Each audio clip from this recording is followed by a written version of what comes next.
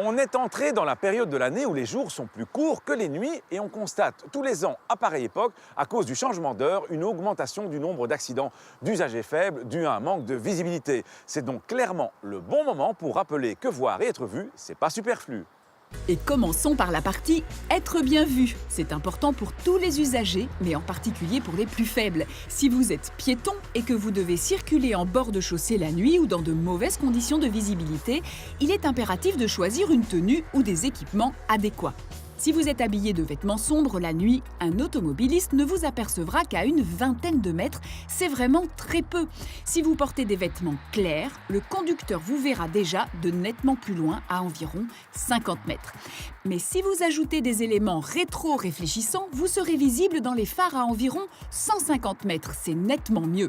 Pour traverser, même sur un passage pour piétons et en présence d'un éclairage public, la différence de visibilité est identique en fonction de la tenue portée. Pensez-y avant de vous lancer dans une traversée. Et puis, il y a les cyclistes et les utilisateurs d'engins de déplacement qui vont plus vite qu'à l'allure du pas, comme les trottinettes ou les rollers. Ces derniers sont plus souvent encore que les piétons en contact avec les véhicules automobiles. Ils doivent donc faire davantage attention à leur visibilité. Et tout d'abord en respectant ce qu'impose la loi. De nuit, les cyclistes ou les usagers assimilés à un cycliste doivent impérativement porter un éclairage avec feu blanc vers l'avant et un feu rouge vers l'arrière. Et ils doivent le porter même quand ils circulent sur une piste cyclable ou sur une route bien éclairée.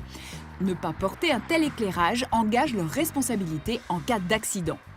À côté de cela, les vélos doivent aussi être équipés de différents catadioptres. Voyez avec votre vélociste si votre vélo est bien en ordre à ce point de vue.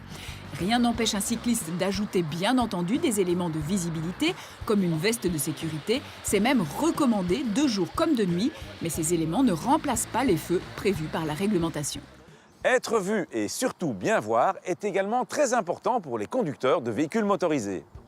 Et ça commence par avoir des feux qui fonctionnent. Pensez à vérifier régulièrement que vos ampoules ne sont pas grillées car vous avez besoin d'une charge lumineuse maximale pour apercevoir les piétons ou les cyclistes sur votre route. Et bien sûr, utilisez vos feux à bon escient. Dès que la visibilité baisse, n'hésitez pas à allumer vos feux de croisement. Pour bien voir, pensez aussi à nettoyer tous vos vitrages pour mieux voir et éviter l'éblouissement.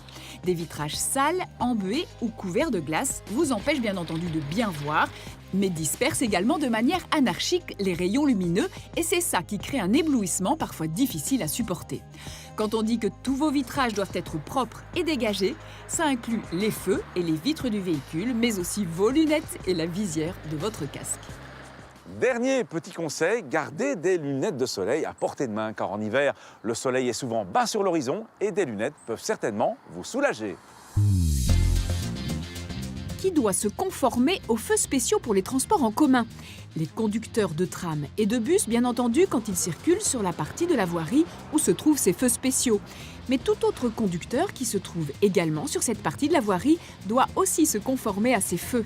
C'est notamment le cas des taxis et des cyclistes quand ils sont admis à y rouler ou encore des conducteurs qui virent à droite et qui vont utiliser une bande de bus pour virer, tel que prescrit dans le code de la route. À la semaine prochaine et d'ici là, bonne route!